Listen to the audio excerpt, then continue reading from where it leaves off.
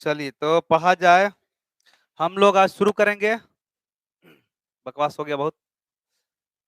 मूल कॉन्सेप्ट हम आप लोगों को मतलब some basic concept of chemistry जो चैप्टर है पहला, उसमें हम 6 लेक्चर मोल पढ़ाए हैं, थ्योरी विथ क्वेश्चन। फिर अलग से 3 लेक्चर का क्वेश्चन हुआ है, यानी 9 लेक्चर केवल मोल कॉन्सेप्ट चला है। अब उस चैप्टर का दूसरा टॉपिक हम लोग शुरू करेंगे। हेडिंग डालिएगा molecular molecular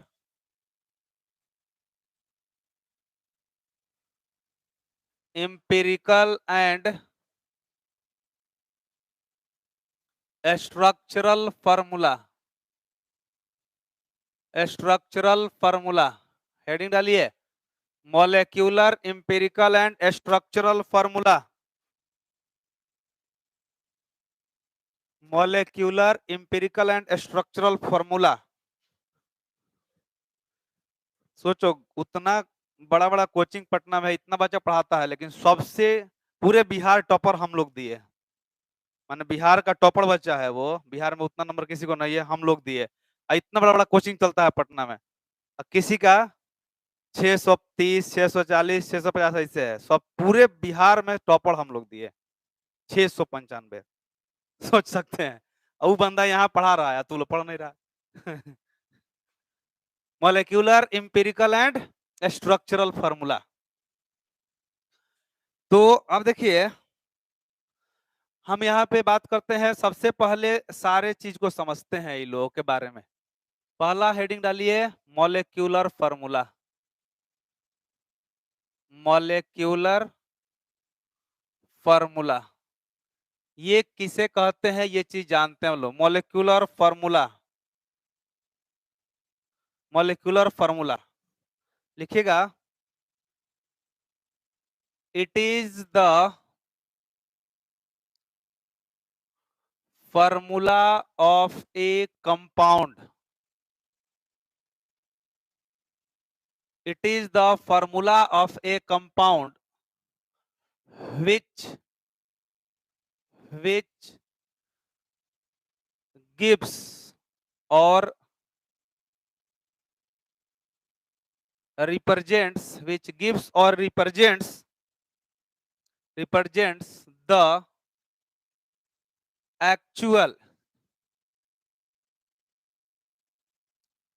actual number of atoms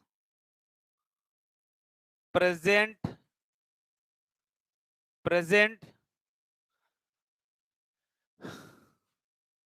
in a molecule.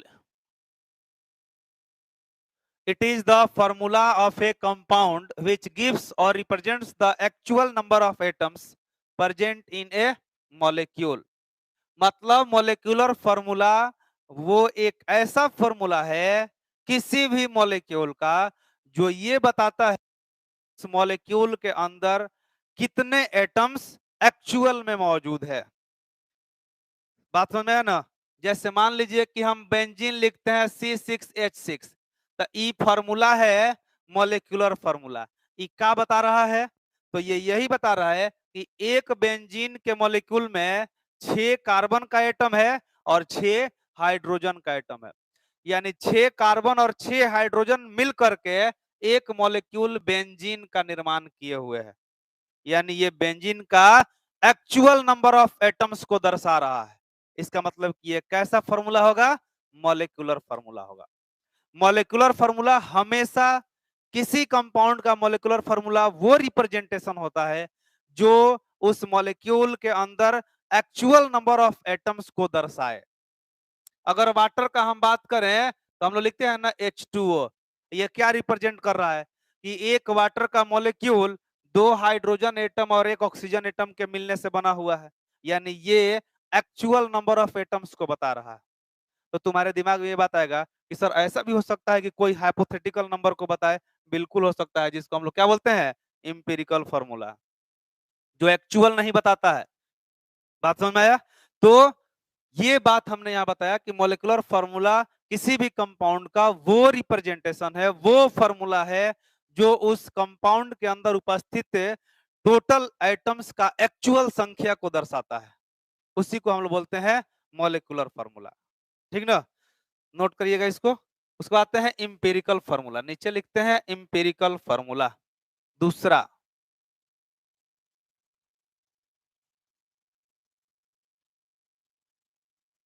Empirical formula,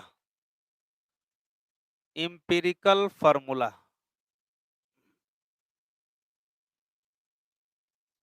empirical formula, it is the formula of a compound, it is the formula of a compound which which represents the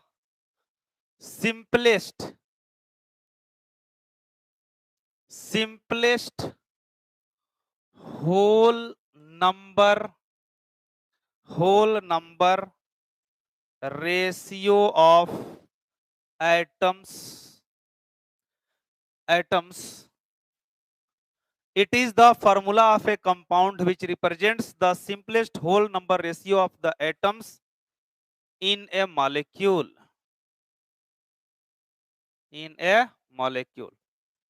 अब ये क्या बोलता है, दोनों में difference आप देख सकते हो।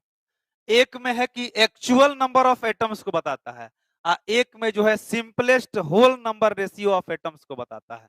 Simplest whole number ratio of atoms क्या है और एक्चुअल नंबर ऑफ एटम्स क्या है, अभी क्लियर होगा एग्जांपल से। पहले दोनों को नोट करो, हो गया।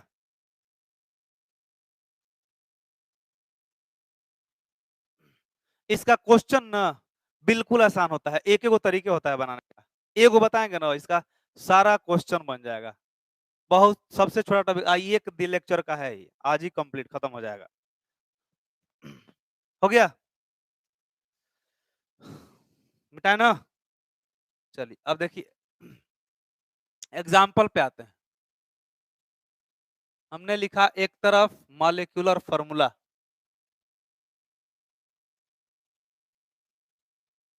मॉलिक्यूलर फार्मूला, और एक तरफ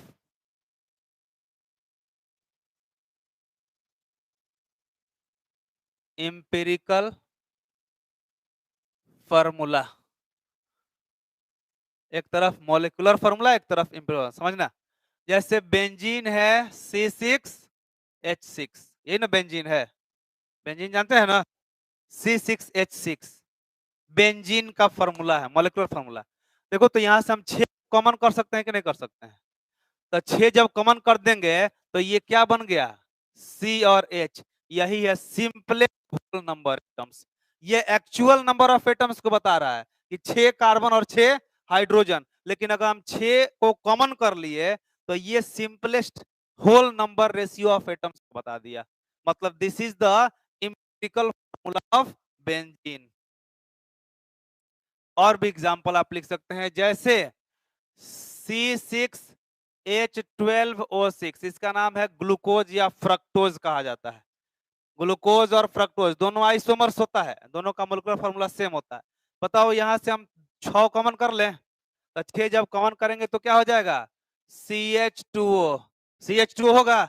this is the empirical formula of glucose और फ्रक्टोज। अगर हम लिख दिए, जैसे देखो C2H6 है, ये इथेन है, क्या है ये, इथेन।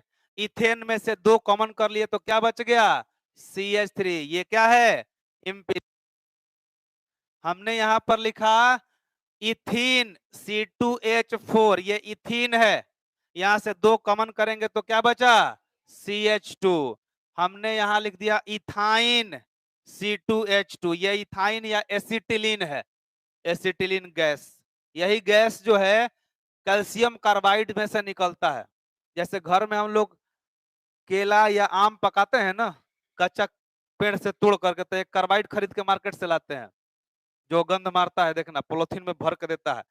तो उसको कार्बाइड को हम लोग क्या करते हैं, रख देते हैं, चारों तरफ से आम या केला जो भी पकाना है उसको सजा दिया जाता है, और उसको बोरा या चट्टी जो होता है वो चट वाला जो बोरा होता है उसे ढक दिया जाता है, और उस पर पानी छिड़ दिया जाता है। तो जैसे ही कैल्शियम कार्बाइड पर पानी छिड़किएगा ना, तो कैल्शियम का ऑक्साइड बन जाएगा CaO, और यही गैस निकलता है एसिटिलीन। ये गैस निकलता है, और ये चारों तरफ से चूंकि ढका हुआ रहता है, तो ये गैस पूरे फल को के अंदर अंदर ही अंदर रह जाता है, जिसके कारण फल क्या हो जाता है, धीरे धीरे कुछ समय में पक जाता है ना। तो ये एसिटिलीन गैस है। इसमें से हम दो कॉमन कर दिए तो क्या बचा, CH। अच्छा देखिए, तो बेंजीन का इंपेरिकल फार्मूला और एसिटिलीन का इंपेरिकल फार्मूला सेम हो गया कि नहीं हो गया, तो ये बात ध्यान रखेगा। इंपेरिकल फार्मूला दो या अधिक मॉलिक्यूल का सेम हो सकता है, लेकिन स्ट्रक्चरल फार्मूला सेम नहीं हो सकता है। स्ट्रक्चरल फार्मूला अगर तुम देखोगे तो जैसे इसी का स्ट्रक्चरल फार्मूला देख सकते हो, ये मॉलिक्यूलर फार्मूला है ना।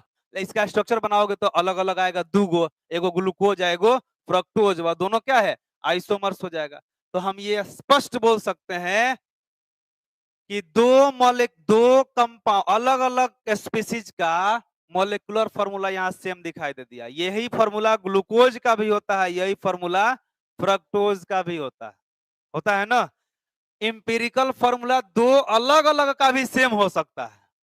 बात समझ में आया, देख से यहाँ पर आप देख सकते हैं सेम हो गया कि नहीं हो गया, जबकि ये क्या है, बेंजीन है, और ये क्या है, एसिटिलीन है, इथाइन है। जैसे एक और एग्जांपल लेते हैं, H2O2, ये हाइड्रोजन पेरोक्साइड है, यहां से दो कॉमन कर लिए, क्या बचा, HO, तो HO हो गया इंपेरिकल फार्मूला। लेकिन अब कहिएगा सर H2SO4 का इंपेरिकल फार्मूला क्या होगा, तो नहीं होगा, क्योंकि H2SO4 में कुछ कॉमन करने के लिए है ही नहीं। तो इसका स्ट्रक्चर, इसका मोलिकुलर फार्मूला बोलिए, अच्छा ये इंपेरिकल फार्मूला बोलिए, दोनों सेम हो जाएगा। इस इंपेरिकल फार्मूला केवल उसी का बनेगा ना जिसमें से कुछ कॉमन किया जा सके। यहाँ पे कुछ कॉमन हो पाएगा H2SO4 में, नहीं होगा। H2O में से कुछ कॉमन हो पाएगा, नहीं हो पाएगा। तो बहुत सारे ऐसे मॉलिक्यूल्स है जिसमें से आप कुछ कॉमन कर नहीं सकते हैं, और बहुत सारे ऐसे भी हैं जिसमें से आप कुछ कॉमन करके उसको सिंपलेस्ट होल नंबर रेशियो में भी लिख सकते हैं। ठीक ना, नोट करिए इसको। तो इसमें आप नहीं लिखेंगे, ऐसे छोड़ दिए।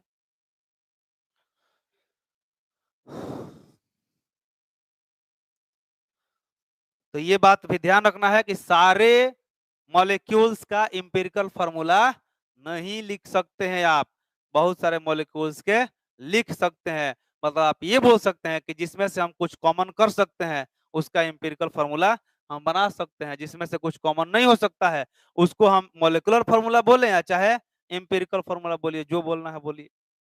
लेकिन ये हम लोगों को फील होता है कि इंपेरिकल फार्मूला वही है जो सिंपलेस्ट होल नंबर रेशियो में हो।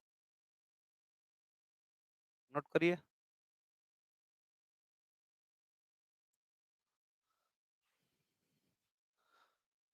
समझ में आया, अरे समझ आया। मॉलिक्यूल में इंपेरिकल और मॉलिक्यूलर दो चीज हम क्लियर किए। बस बस इतना ही ध्यान रखना है कि जिसमें से कुछ कॉमन हो जाए उसका इंपेरिकल फार्मूला बनाया जा सकता है, जिसमें से कुछ भी कॉमन नहीं हो उसका इंपेरिकल फार्मूला मतलब नहीं कहेंगे, आप जो उसको कह लीजिए, है ना, एक मॉलिक्यूल होगा वो सिंपल।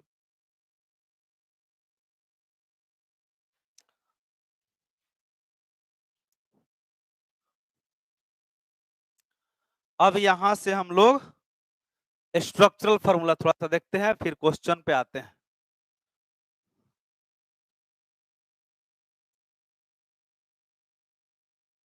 हो गया, चलिए हेडिंग डालिए तीसरा, structural structural formula, structural formula, structural formula लिखते हैं। It is the formula of a compound, it is the formula of a compound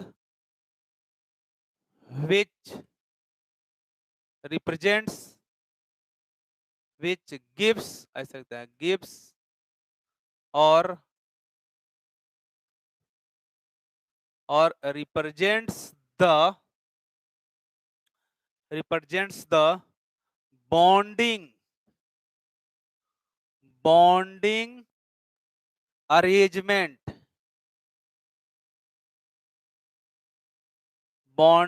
arrangement of atoms in a molecule of a compound। कितना simple तरीका से बता दिए। It is the formula of a compound which represents और gives the bonding arrangement of atoms.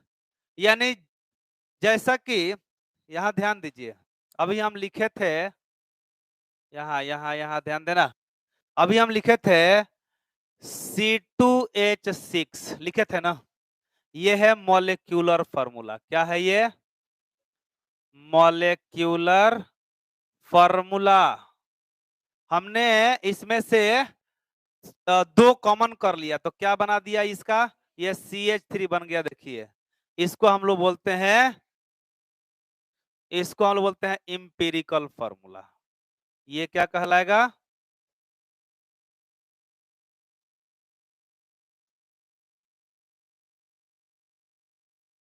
Empirical formula. और हमने इसका structure draw कर दिया, carbon hydrogen hydrogen carbon hydrogen hydrogen और हाइड्रोजन। इसी को बोलते हैं स्ट्रक्चरल फार्मूला। अब कहेगा सर ये हमसे कैसे बनेगा? तो ये अभी आपसे नहीं बनेगा।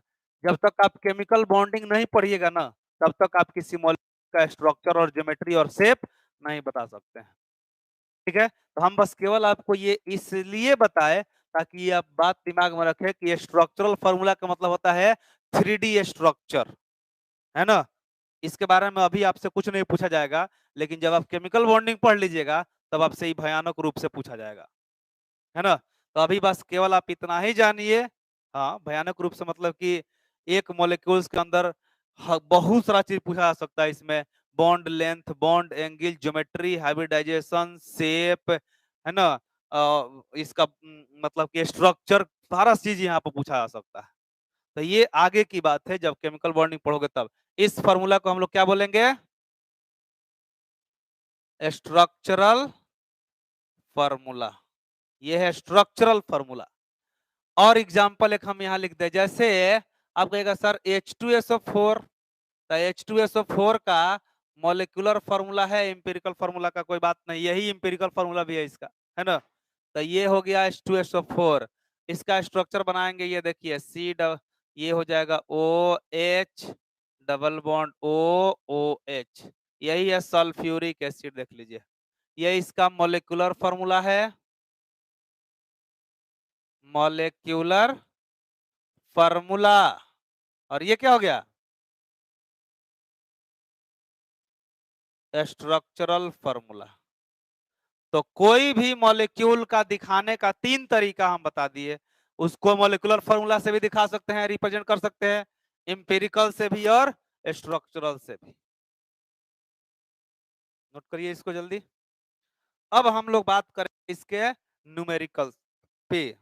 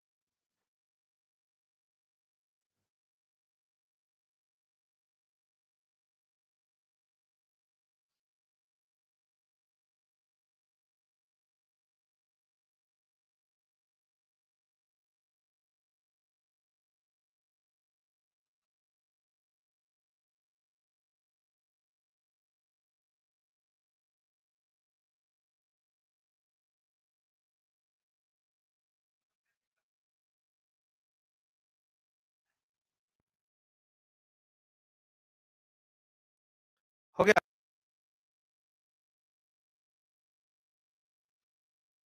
बेटा ना।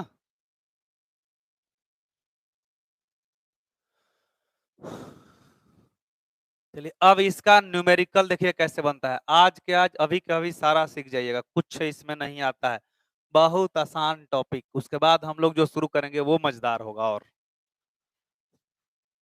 बेटा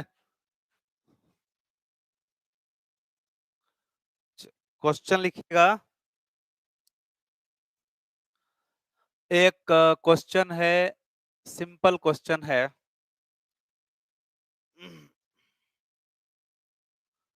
क्वेश्चन है आपका एस्कॉर्बिक एसिड। एस्कॉर्बिक एसिड नाम सुने आप लोग? एस्कॉर्बिक एसिड, कितने लोग इसको जानते हैं एस्कॉर्बिक एसिड को? विटामिन सी का नाम सुने हो? अरे यही है गधा।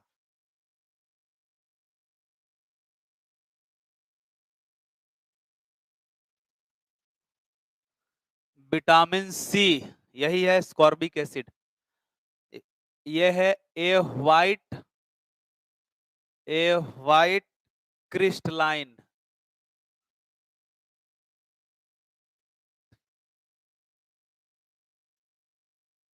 A white crystalline solid. ये उजला कलर का क्रिस्टलाइन सॉलिड होता है। Solid, it is composed, it is composed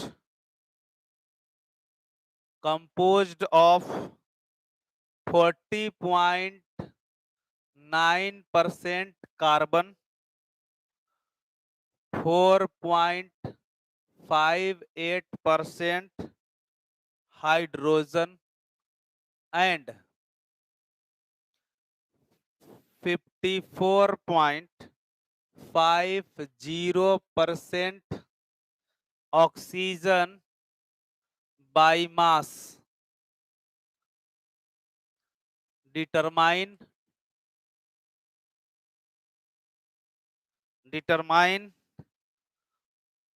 it's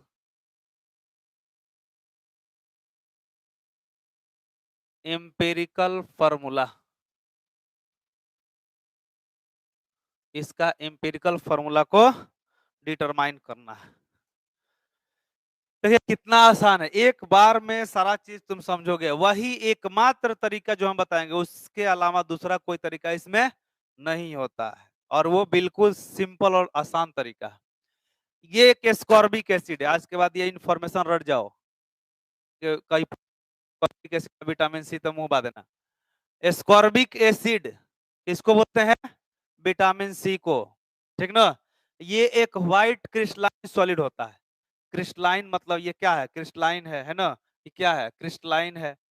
जितना भी यहाँ तुम चीज देख रहे हो सब क्रिस्टलाइन के फॉर्म में दिख रहा है तुमको। तो ये क्रिस्टलाइन के रूप में मौजूद है, व्हाइट कलर का सॉलिड होता है। ये बना किससे है? तो इसमें कार्बन है, हाइड्रोजन है और ऑक्सीजन है। कार्बन कितना परसेंट है? 40.9% है। हाइड्रोजन 4.58% है और ऑक्सीजन 54.50% है। बाई मास, बाई मास कहने का मतलब कि अगर 100 ग्राम कंपाउंड अगर है ना एस्कॉर्बिक एसिड, तो उसमें 40.9 ग्राम कार्बन है, 4.58 ग्राम हाइड्रोजन है और 54.5 ग्राम क्या है? ऑक्सीजन है। तो कैसे इसका इंपेरिकल फॉर्मूला हम डिटरमाइन करेंगे? गौर करना इधर। सॉल्यूशन, सबसे पहला काम हमने यहां लिखा एलिमेंट। जैसे लिखेंगे वैसे ही हर एक क्वेश्चन में करना है। एलिमेंट हमने लिखा और एलिमेंट की जगह पर लिखा कार्बन, एक जगह लिखा हाइड्रोजन और एक जगह लिख दिया ऑक्सीजन। यही ना तीन एलिमेंट इसमें मौजूद है, ऐसे लिख दिया। यहाँ पे परसेंटेज बाई मास दिया हुआ है, परसेंटेज बाई मास तीनों का दिया है। इसका है 40.9 ग्राम, इसका है 4.58 ग्राम और इसका कितना है? 54.50 ग्राम। ये परसेंटेज बाई मास दिया है। ऐसा ही एकदम खाका बना के बनाना है। अब यहाँ पे सबका एटॉमिक मास लिख लीजिए। तो एटॉमिक मास तो सबको याद रहता है ना। नहीं सर, हम लोग को याद नहीं रहता है तो याद करो, नहीं रहता है तो। कार्बन का एटॉमिक मास कितना? 12। हाइड्रोजन का, ऑक्सीजन का 16। अब यहाँ पे भाग दीजिए, नंबर ऑफ मोल्स निकालिए, नंबर ऑफ मोल्स निकालिए। तो नंबर ऑफ मोल्स कैसे निकलता है? Given mass by molar mass, बताए है ना? अरे ये given mass by molar mass number of mole होता है। तो दिया हुआ मास है 40.9, इसमें भाग दो 12 से, ये हो गया 4.58, भाग दिए 1 से, तो ये तो 4.58 ही रह गया। जितना मास है उतना ही इसका मोल है। ये हो गया 54.50, भाग दो 16 से। अब भाग देते हैं, भाग देकर देखो तो इसमें 40.9 में भाग दिए 12 से, ये देखिए 3.40 आया है ना। अब चलिए यहां भाग दीजिए, 54.5 में भाग दिए 16 से, ये भी 3.40, दोनों सेम आ गया जी।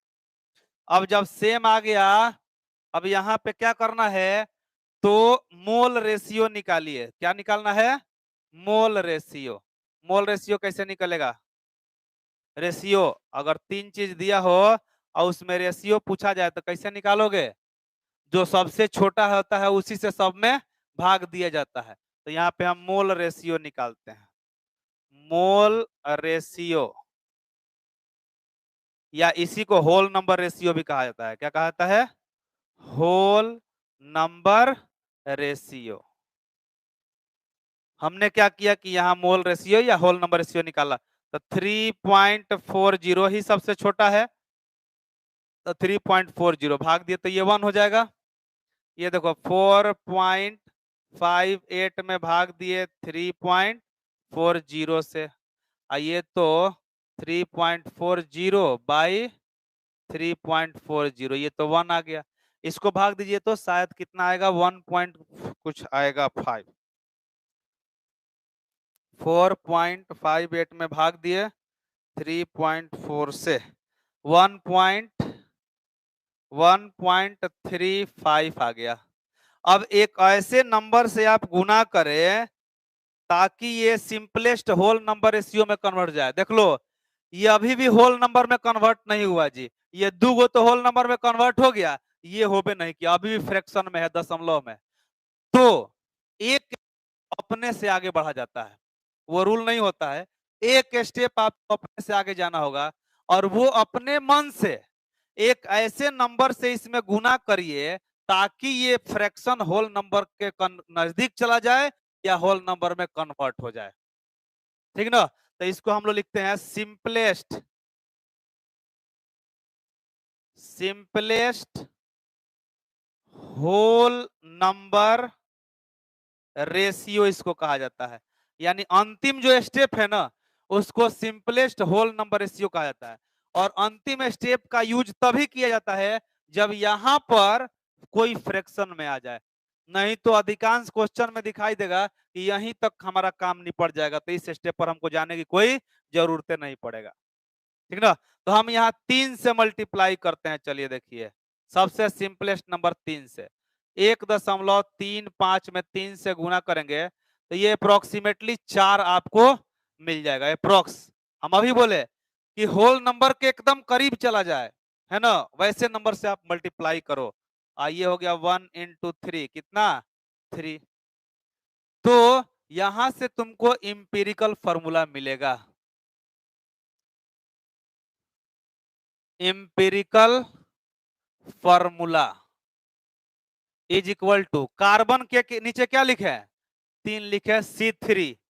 हाइड्रोजन के नीचे 4, तो C3H4। ऑक्सीजन के नीचे 3 लिख दे, हो गया empirical formula, C3H4O3। This is the empirical formula.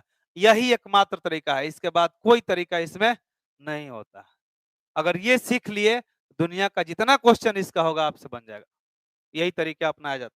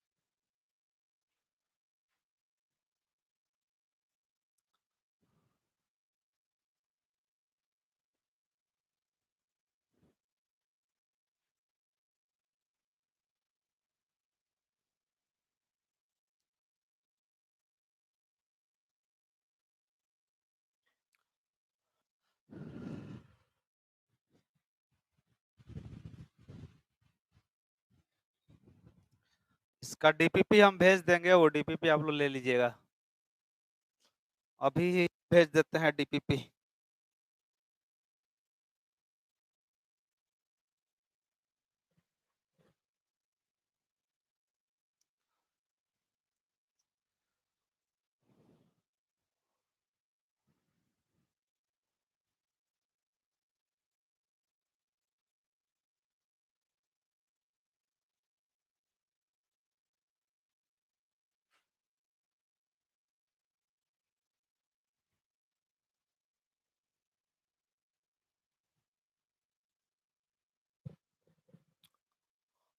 हो गया,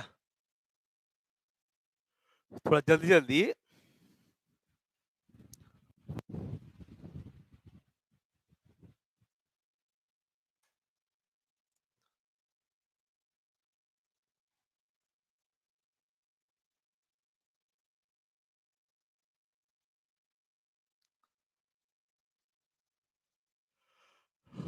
पेपर में एक क्वेश्चन मिटा है, चलिए हम दूसरा क्वेश्चन लिखते हैं तब तक, और फटाफट उसको आप लोग बनाइए। अभी तो केवल इंपेरिकल बता रहे हैं, इंपेरिकल के बाद बताएंगे इंपेरिकल से मॉलिक्यूलर कैसे बनता है। एक बहुत सिंपल क्वेश्चन है,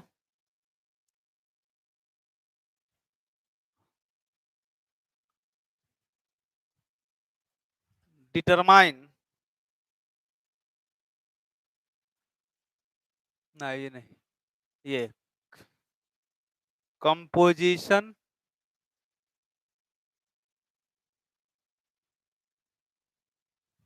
कंपोजिशन ऑफ ए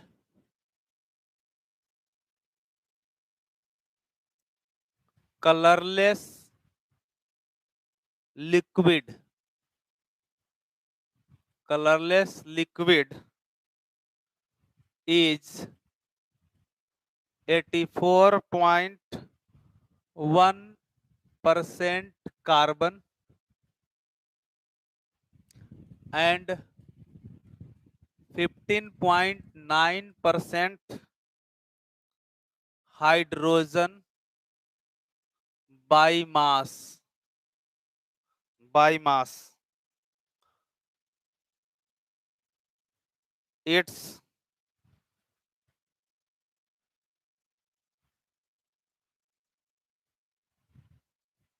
empirical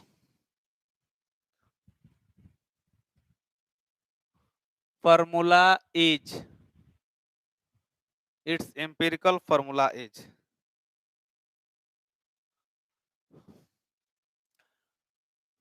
एक कलरलेस लिक्विड है जिसका कंपोजिशन दिया है कि उसमें कार्बन और हाइड्रोजन मौजूद है। कार्बन है 84.1% बाई मास और हाइड्रोजन है 9% बाई मास। तो बताना है कि उस कंपाउंड का इंपेरिकल फॉर्मूला क्या होगा, बना दो। यही में हो जाएगा, इसी में, यहाँ पे हटाओ इसको और ये हो जाएगा तुम्हारा 84.1 ग्राम। हाइड्रोजन कितना है 15.9 ग्राम। इससे हमको कोई मतलब नहीं है क्योंकि ये तो है ही नहीं, ऑक्सीजन का कोई जिक्र ही नहीं है,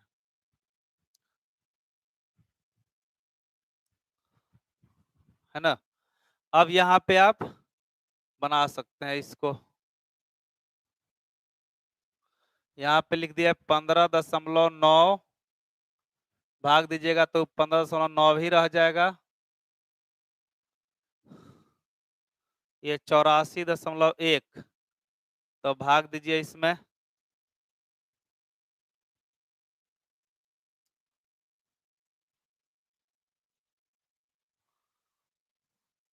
बरसात 84, ये 7 बार में चला जाएगा, है ना। तो अब इसमें आप कितना, सबसे छोटा तो यही है ना, सबसे छोटा तो यही है, तो ये आपका आ जाएगा 7/7 आई 15.9/7 कर लीजिए आप। 15.9 में भाग दिए 7 से, तो ये आ जाएगा 2.27। 2.27 आ जाएगा। तो अब क्या करें, 4 से इसमें गुना कर दे हम, इंटू 4 कर दें, तब 4 कर देंगे तो ये हो जाएगा 1 इंटू 4, तो ये 4 हो जाएगा। ये हो जाएगा 2.27 इंटू 4, तो ये अप्रोक्सीमेटली 9 हो गया, अप्रोक्स 9 आ गया। तो फॉर्मूला इसका आ जाएगा C4H9। क्या हो जाएगा एम्पिरिकल फॉर्मूला? C4H9 हो गया। बोलो, एक ही तरीका है, यही इसी तरीका से सारा क्वेश्चन बनता है इसका, और कुछ नहीं करना रहता।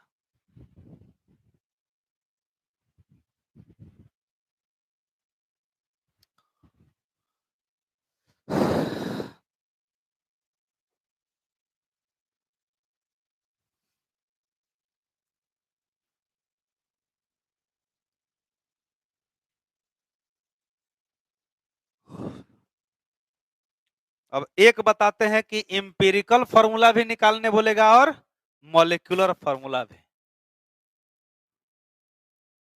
ये केवल अभी है इंपिरिकल फॉर्मूला निकालने का। इंपिरिकल फॉर्मूला जब भी निकालना हो, यही मात्र तरीका अपनाना है। और इंपिरिकल से मॉलिक्यूलर बनाना हो तो बिल्कुल आसान काम, वो भी एक स्टेप है।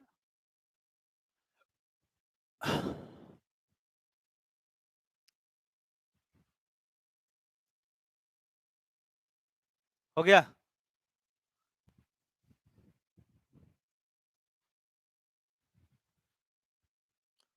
Question मिटाइए।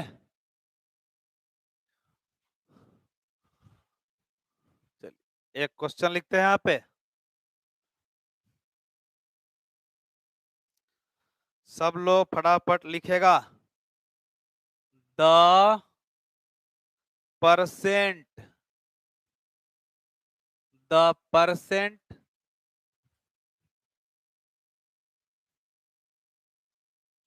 composition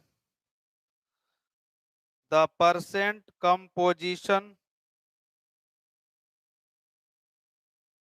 the percent composition of a compound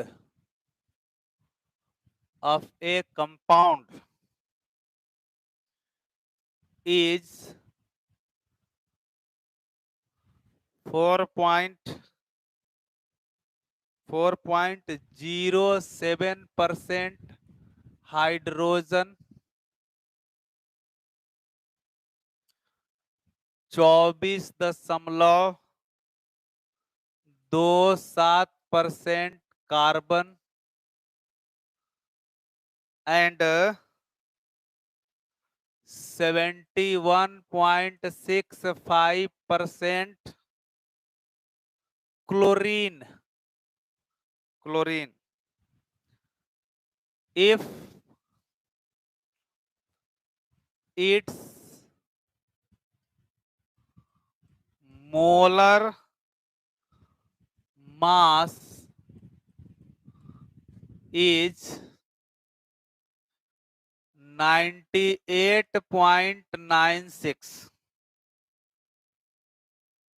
the molecular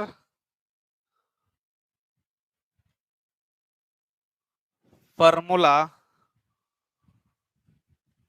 will be, क्या होगा? फिर अब यहां पर आ गया है क्लोरीन। क्या आया है? क्लोरीन। यानी कार्बन भी है, हाइड्रोजन भी है और क्लोरीन भी है। तो कार्बन तो आपको दिया है 24.27, हाइड्रोजन है 4.07 और क्लोरीन है 71.65। क्लोरीन का मास हम लिखेंगे यहाँ पर 35.5 एटॉमिक मास।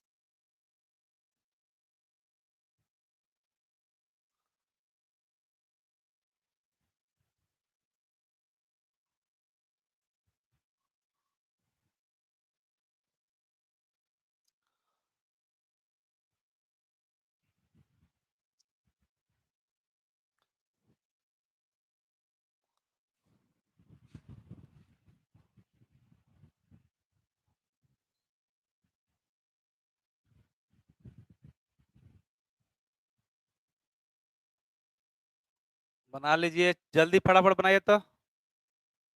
बैठिए नहीं, बैठिए नहीं, हम छाप देंगे तो छाप लीजिएगा, इससे काम नहीं चलेगा।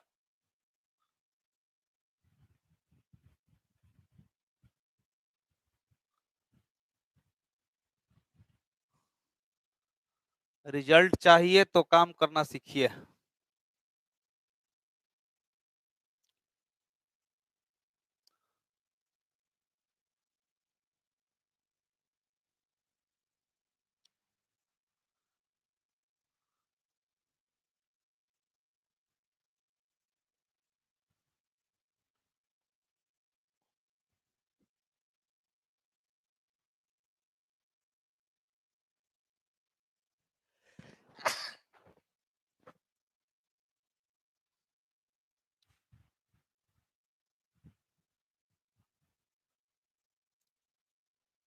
ये तो सेम आ गया।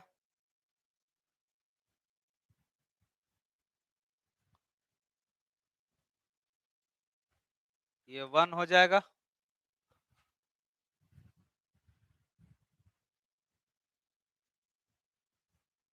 ये 2 हो जाएगा,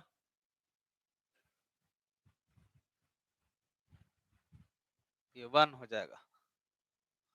यानी ये नीचे वाला जो है इसका हमको कोई जरूरत नहीं पड़ा।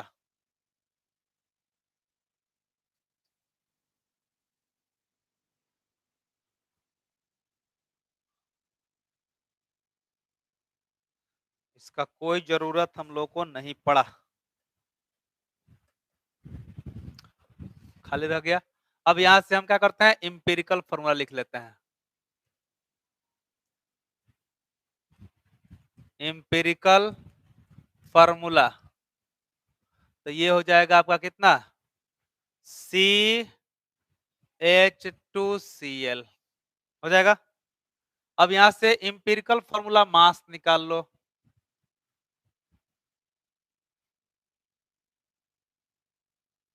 इंपेरिकल फॉर्मूला मास, ये कितना हो जाएगा, 12 दू 14, 14 अब 35.5 कितना हो जाएगा, बोलो, 30 10 40, 49.5 ना, 49.5 ये हो गया इंपेरिकल फॉर्मूला मास। अब मोलिकुलर मास दिया हुआ है, मोलिक्यूलर मास कितना दे रखा है, देखिए क्वेश्चन में, हाँ 98.96 दे रखा है। तो यहां से n निकाल लीजिए, n क्या होता है, the molecular mass by empirical formula mass, molecular mass by empirical formula mass. तो मोलिकुलर मास है 98.96, अब बाई 49.5, तो कितना बार में कटेगा, 2 बार में कट जाएगा ना। तो यहां से आ गया मोलिकुलर फॉर्मूला,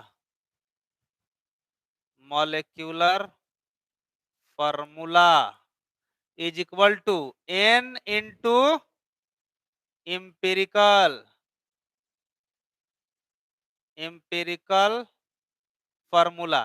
तो n कितना है, 2 है ना, इंपेरिकल फॉर्मूला C2, तो ये हो जाएगा C2H4Cl2, आंसर हो गया C2H4Cl2।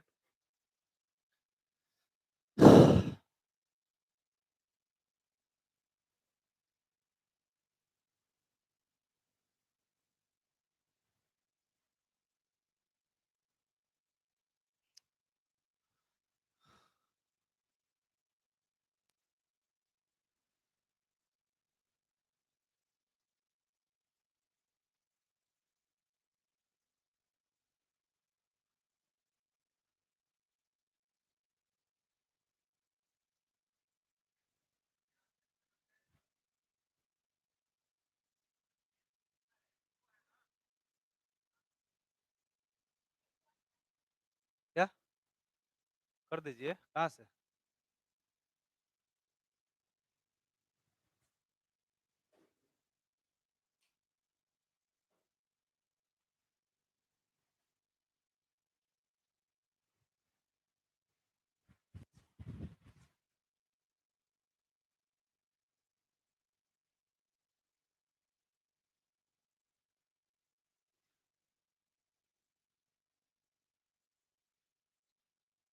हो गया।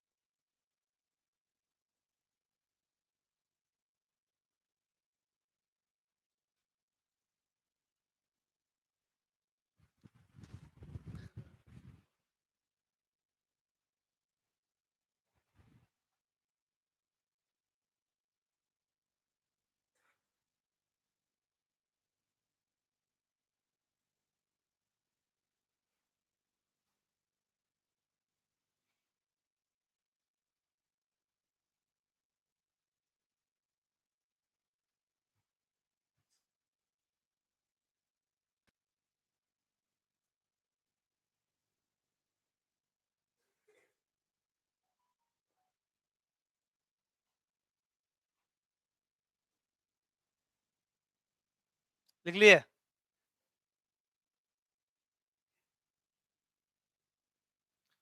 चलिए नेक्स्ट क्वेश्चन है, मिटाना इसको।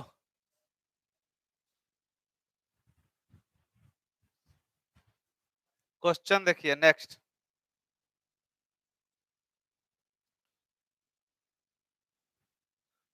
एक gaseous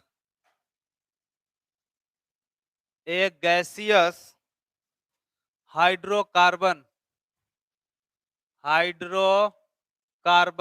a gaseous hydrocarbon gives upon combustion,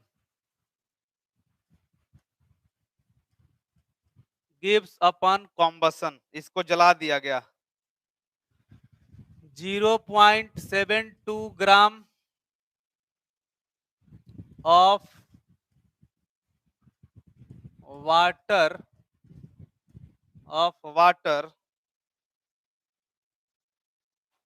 and 3.08 gram of CO2, the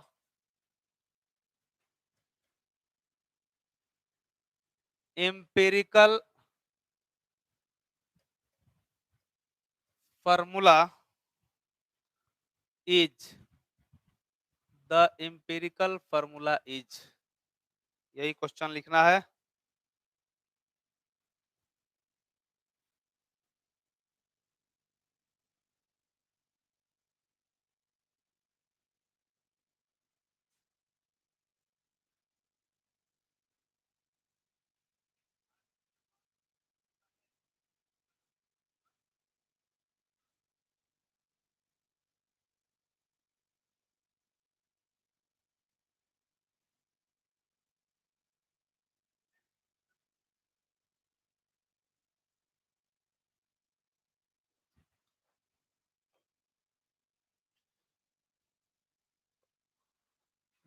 camera बहुत खराब है एकदम से, कर इसका ऑटो फोकस लेते रहता है।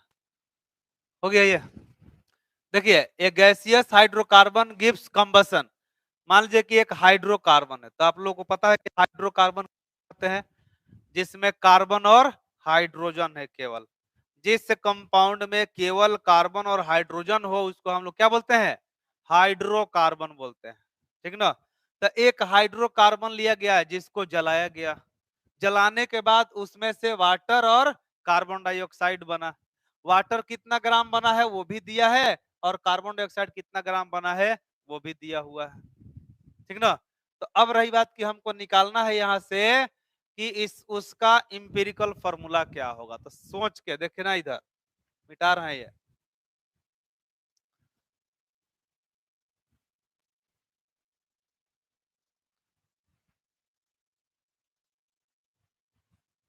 देखिएगा,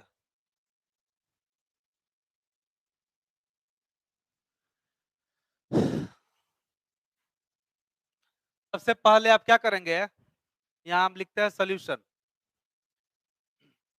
सबसे पहला काम कि आप वेट ऑफ कार्बन निकालिए। Wait of carbon in CO2। CO2 में कार्बन का वेट निकालिए। तो बताइए, कार्बन, एक कार्बन का एटॉमिक मास 12 होगा और इसका टोटल मास कितना होगा मॉलिक्यूल का? 44। 12 और ऑक्सीजन 2 है तो 32 होगा। 12, 32, 44। और निकालना कितना में है? निकालना कितना में है?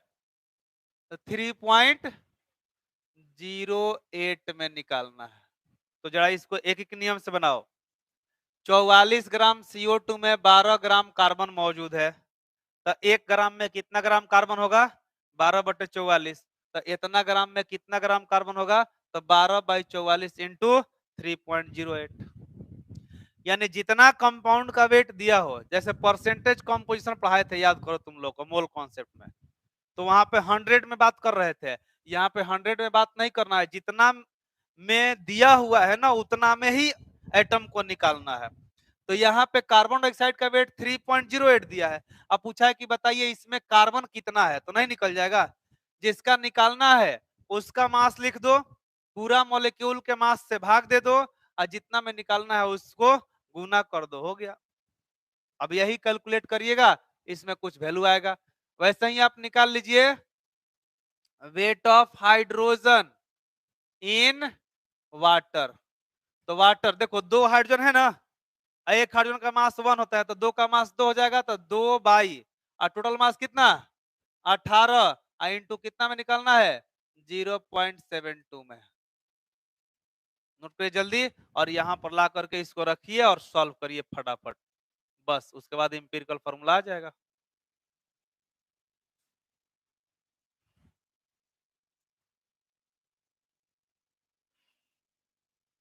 सुनाइए।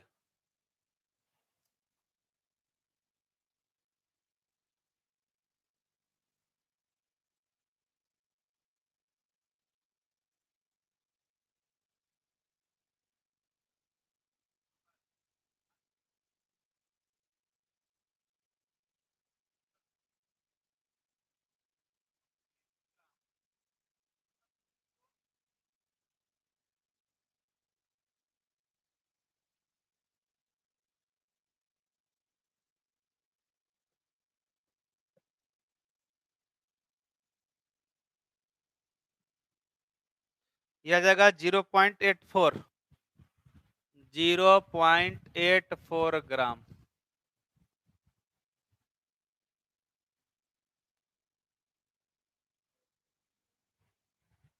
यह आ जाएगा 0.08 ग्राम। हो गया। अब यहाँ रख दीजिए, यहाँ रखिए 0.84, यहाँ रखिए 0.08। अब यहाँ पर 0.84 में भाग दीजिए 12 से, तो ये कितना हो जाएगा? 0.07 ना, 12×7 = 84, और ये हो जाएगा 0.08/1, तो 0.08। भाग दीजिए फटाफट।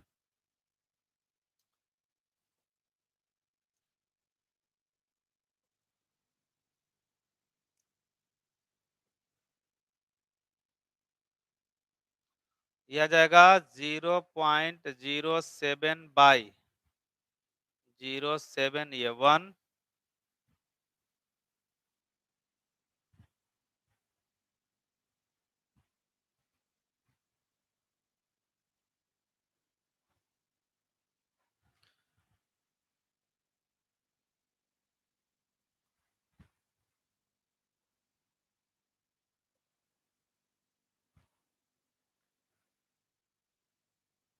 अब इसको सिंपलेस्ट होल नंबर रेशियो में ले जाइए, तो इसमें 1 गुना 7 कर दीजिए, ये 7 हो जाएगा, और 1.14 गुना 7 करिएगा तो ये 8 हो जाएगा। ये आ जाएगा। अब यहां से आप लिख सकते हैं एम्पिरिकल फॉर्मूला।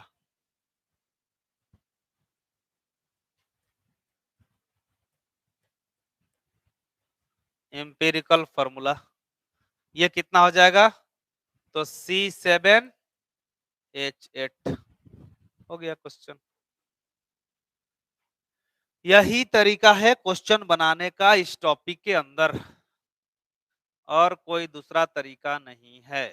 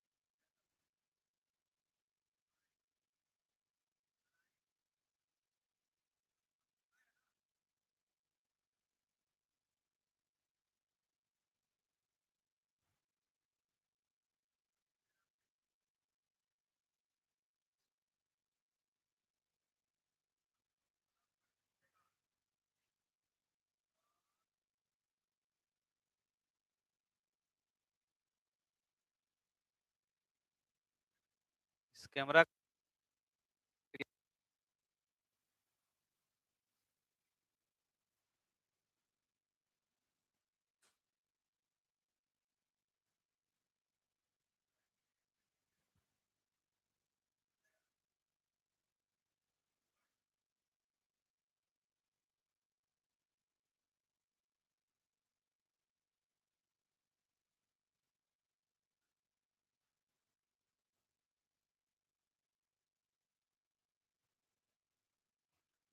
हो गया।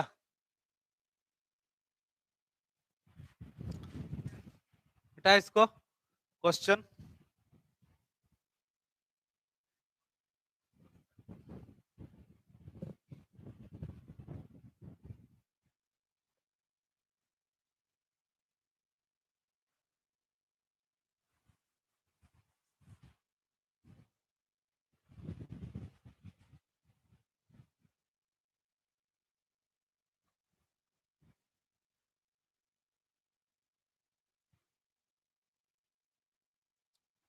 चलिए क्वेश्चन है, अंतिम क्वेश्चन, उसके बाद आगे बढ़ेंगे। क्वेश्चन है आपका 0.3 gram of N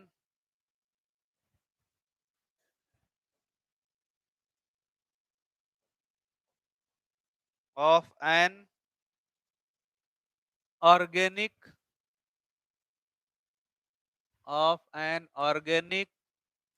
compound containing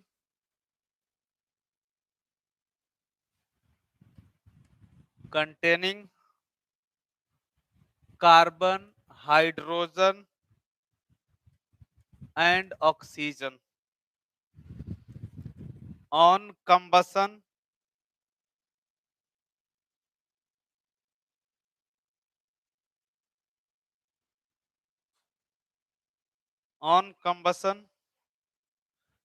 yield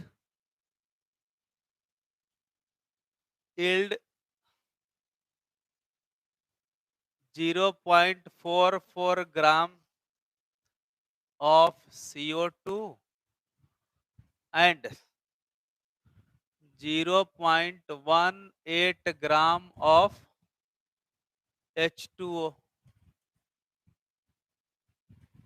if its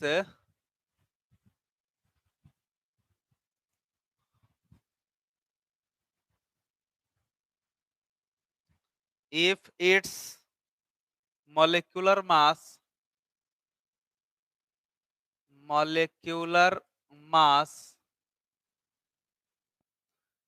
is 60, the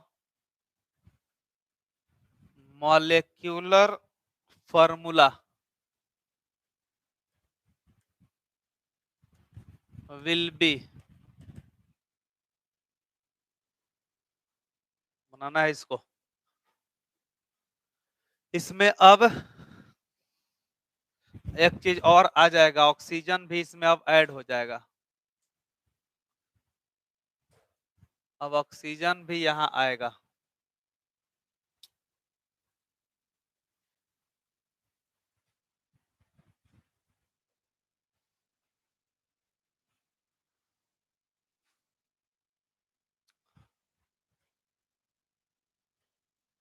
चलिए बनाइए तो इसको। सबसे पहले आप क्या करें कि कार्बन डाइऑक्साइड से कार्बन निकालें और वाटर से ऑक्सीजन हाइड्रोजन निकालें, उसके बाद बाकी ऑक्सीजन हम लोग निकाल लेंगे।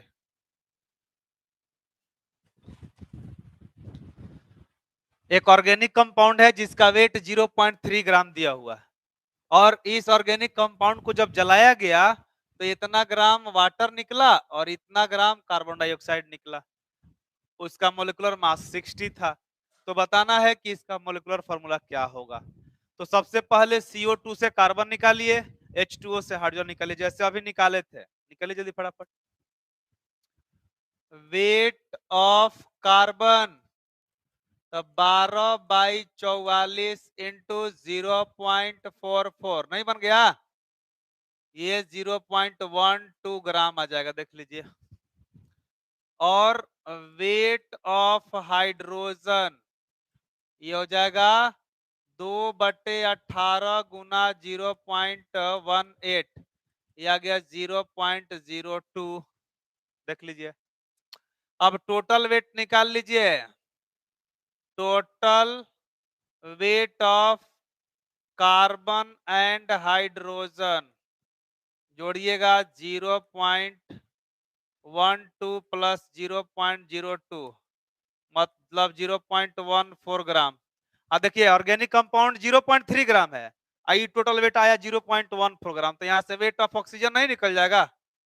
वेट ऑफ ऑक्सीजन, तब टोटल मॉलिक्यूल के वेट में से ये टोटल कार्बन और हाइड्रोजन का वेट घटा दीजिए, तो ये आ जाएगा वो 0.16 ग्राम आ जाएगा। तो अब यहाँ पर आ गया कार्बन आपका ऑक्सीजन 0.16 ग्राम है, कार्बन आपका हाइड्रोजन 0.02 ग्राम है, और ये 0.12 ग्राम है। तुरंत मोल निकाल लीजिए। 0.01 हो जाएगा, ये 0.02 ही रह जाएगा।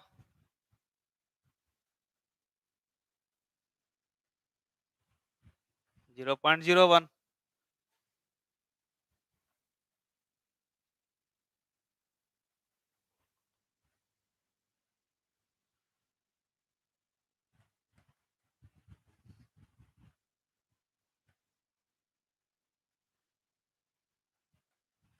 इसका कोई जरूरत नहीं पड़ा, एम्पिरिकल फॉर्मूला यहाँ लिख देते हैं।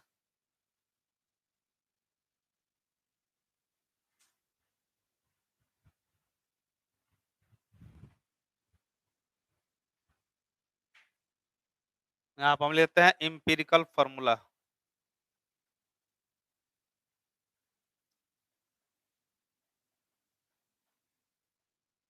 एम्पिरिकल फॉर्मूला हो जाएगा इसका CH2O।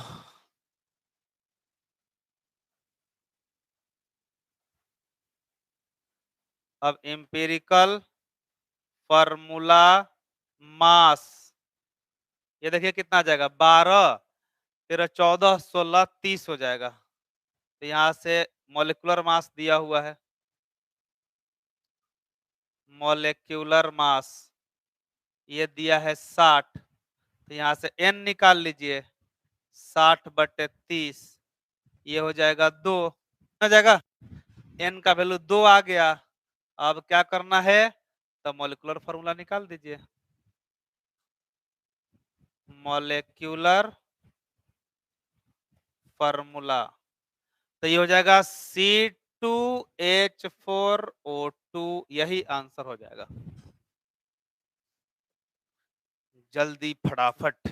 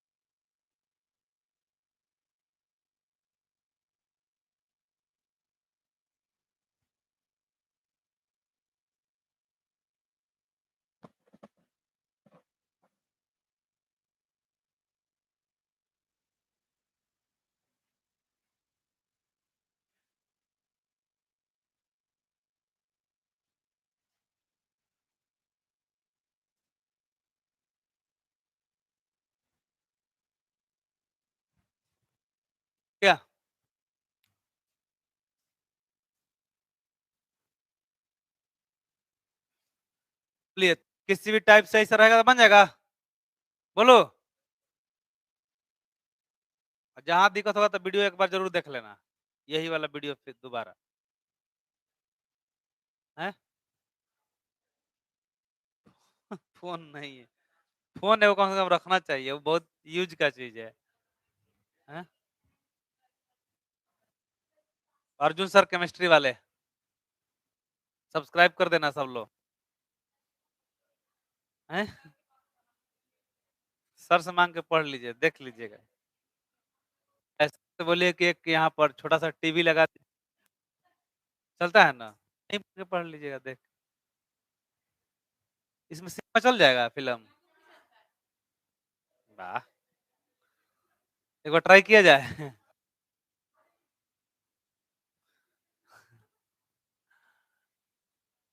यही वीडियो इसी पे चलेगा ना।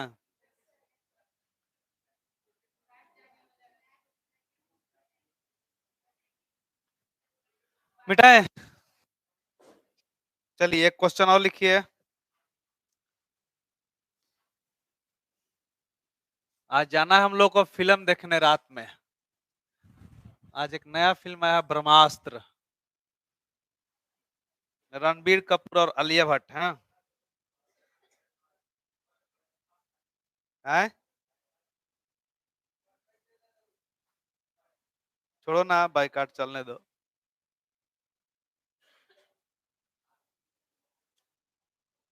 चलो एक क्वेश्चन लिखिए।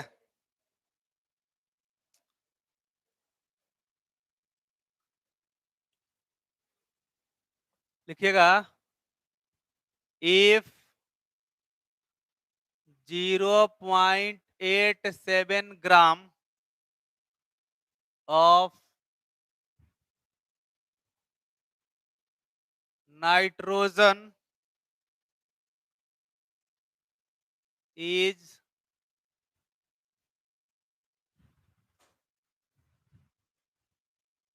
combined with 6.61 gram of chlorine,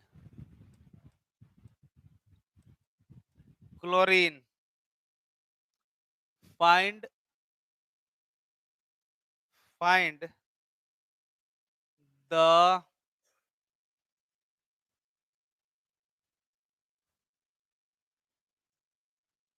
empirical formula, find the empirical formula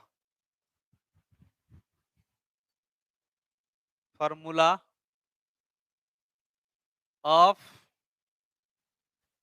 the dye color।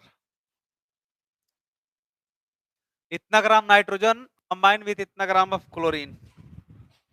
जल्दी बनाइए तो।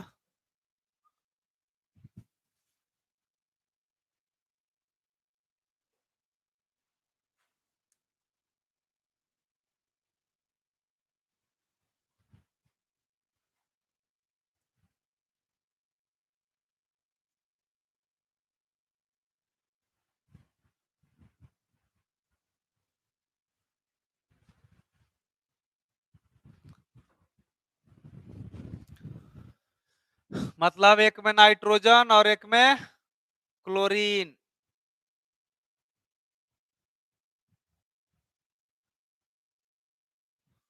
जल्दी जल्दी बनाइए, जल्दी।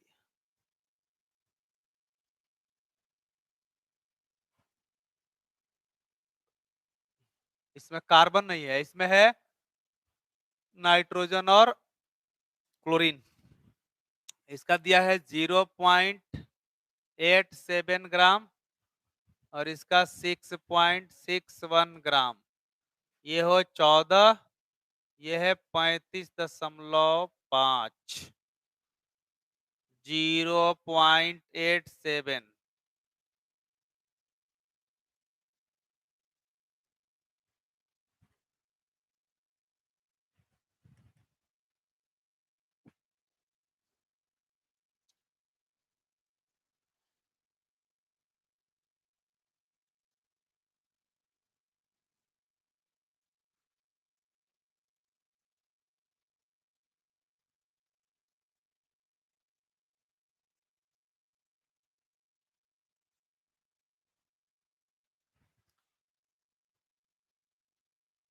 0.19।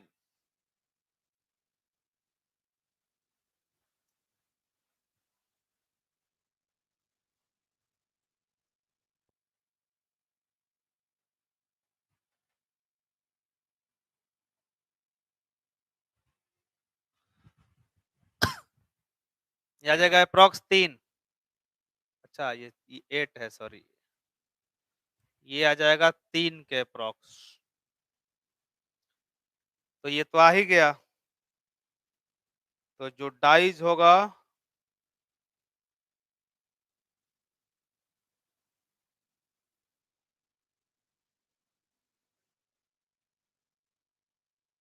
ये हो जाएगा एम्पिरिकल फार्मूला।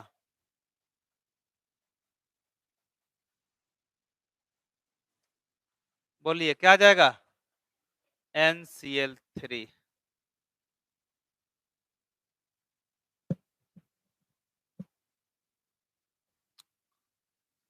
बनाओ, ऊपर बैठा दे ये।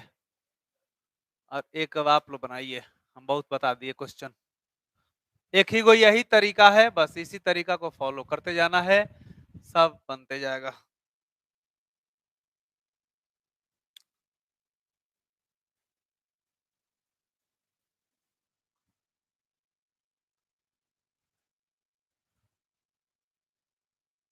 A compound contains 54.3% carbon,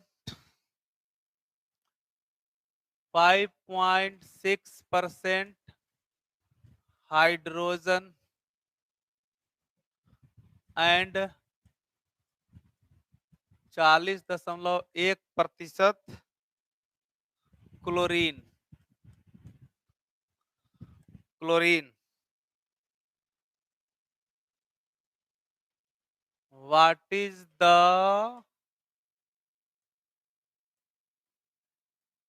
empirical formula?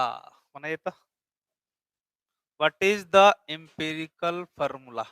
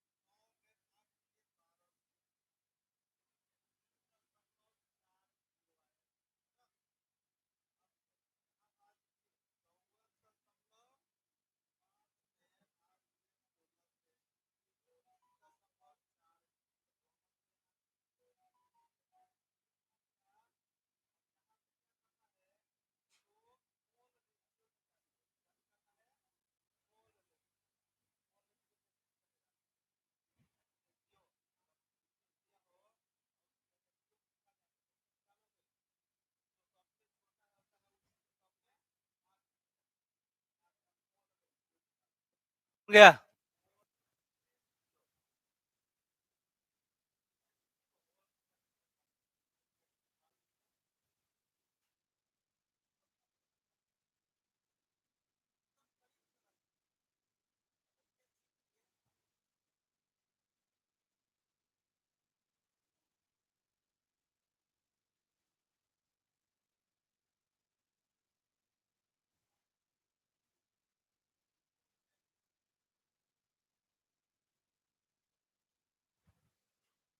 बना, बैठिए नहीं बनाइए।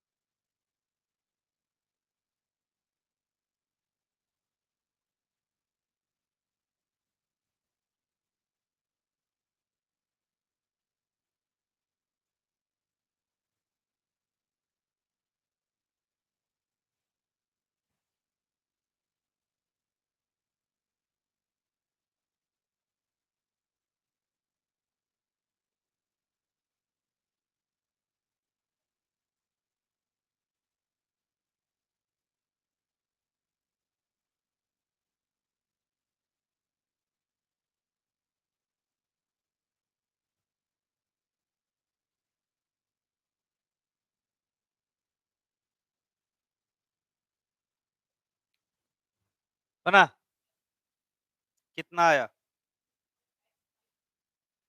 1 मिनट, सी कहाँ गया?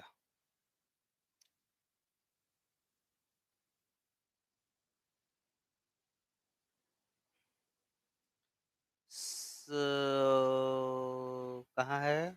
हाँ बोलिए, C4। हाँ, C4H5Cl। ठीक है, C4H5Cl। यहाँ देखिए,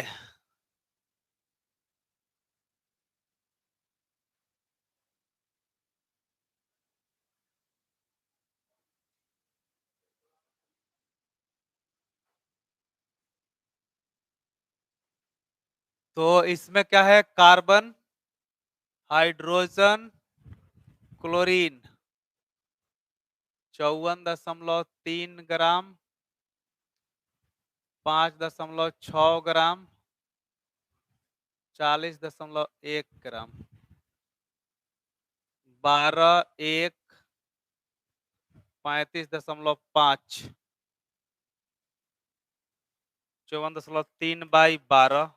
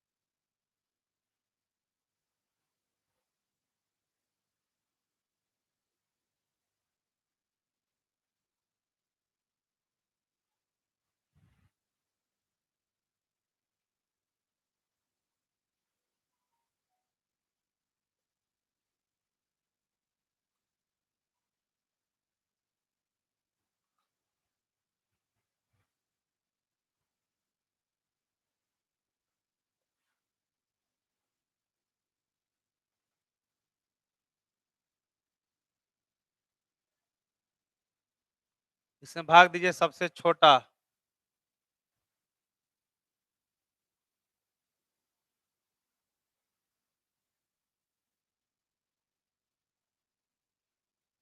ये 4 आ जाएगा।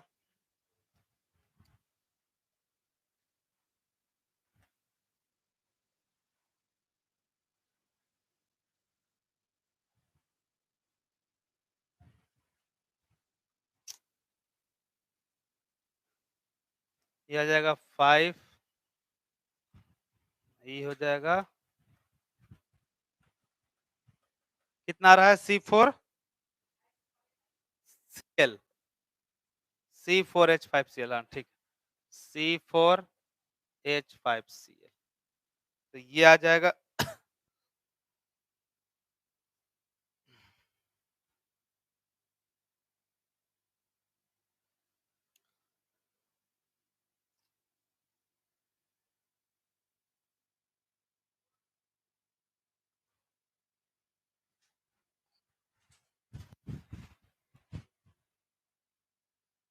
हो गया।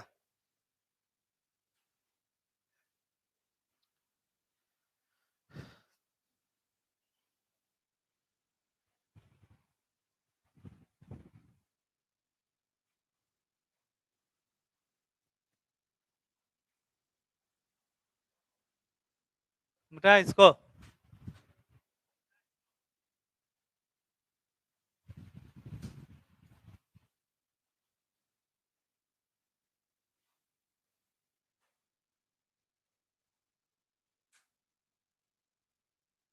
चलिए तो आज रहने देते हैं, अब अगले क्लास में पढ़ेंगे। एम्पिरिकल मोलिकुलर खत्म हो गया, ऐसे हम सीट सर को डीपी भी भेज दिए हैं, तुम लोग मांग लेना। बस यही जितना टाइप बताया उतना ही है। अगले क्लास में हम लोग स्टैक्योमेट्री शुरू करेंगे, रिएक्शन स्टैक्योमेट्री।